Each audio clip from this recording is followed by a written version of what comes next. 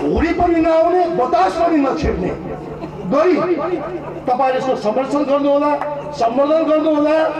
100 किलोको मन्त्री तपाईहरुको साथमा छ। अर्को कुरा म भन्न चाहन्छु, मैले मेरो पार्टीको आदरणीय नेता माधव कुमार नेपाललाई मन्त्रीमण्डल निर्माण गर्दाखेरि 6 महिनाको लागि हामीलाई तोकेको थियो र मैले त्यही बेला भनेको थिएँ हामीले त 8 महिना खान पायौं, 2 महिना त ग्रेस मार्क पाइसक्यौं। अरू साथीहरूलाई मौका दिने तपाईको यदि इच्छा छ भने दिनुस्, म खुसी छु भनेर मैले सहमति पनि दिएको। तर हाम्रै पार्टी भित्रका केही चिप्ले चोरहरू, चिप्ले किराहरू आलेले धेरै चलखेल गरौँ भनेर इन्टरभ्यू दिइराखेका छन्। यहाँ सञ्चारकर्मी साथीहरू भएको हुनाले यो कुरा तपाईहरुले सम्प्रेषण गर्नुहुनेछ भन्ने म आग्रह पनि गर्न चाहन्छु। मलाई कुनै मन्त्रीको लोभ छैन।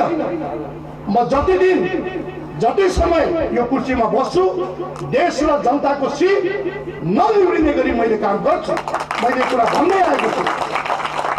दुःखको साथमा भन्नुपर्दा 3 पटक जिल्ला अदालतदेखि सर्वोच्च अदालतसम्म पशुपति क्षेत्र विकास कोषले बतासले कब्जा गरेको धर्मशालाका विरुद्धमा हामीले मुद्दा जित्दै आएका छौं।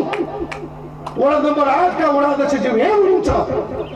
मैले त्यो बेलामा मुचुल्का बनाउँदाखेरि वडा अध्यक्षज्यूलाई मैले हार गुहार गरे।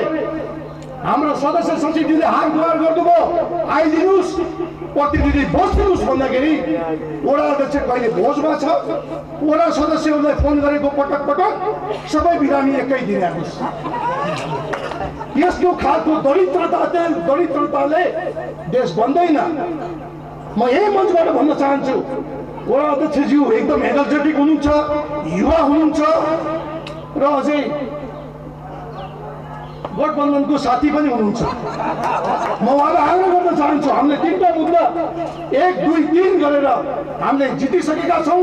अब छिटै यो धर्मशाला देश विदेशमा रहेका हिन्दू धर्मावलम्बीहरूले पशुपति क्षेत्रमा आएर पूजा आराधना गर्न आउँदा सस्तो सुलभमा बस्न खान पाउन् भनेर चाहिने भारतका सम्माननीय प्रधानमन्त्री आदरणीय नरेन्द्र मोदीले 25 करोड रुपियाँ दिएर त्यो धर्मशाला बनाएको हो।